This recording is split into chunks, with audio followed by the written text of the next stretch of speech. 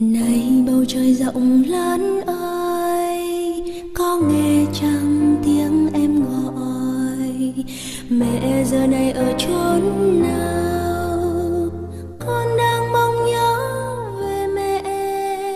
Mẹ ở phương trời xa xôi hay sao sáng trên bầu trời. Mẹ dịu hiền về với con nhé, con nhớ mẹ.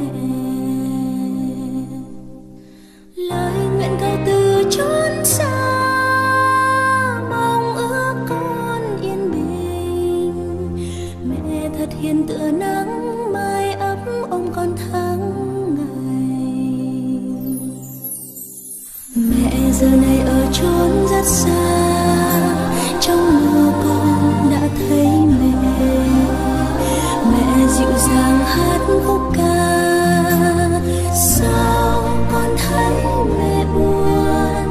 Nhìn cánh đồng xa xanh, con nhớ về mẹ. Mẹ trở về với con ấm áp bên mái nhà.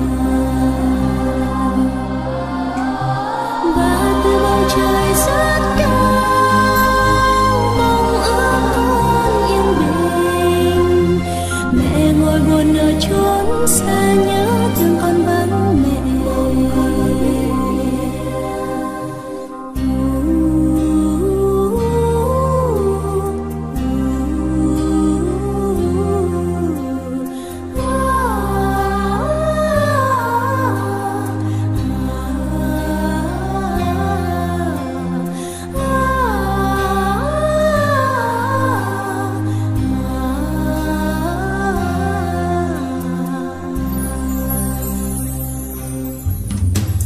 Gửi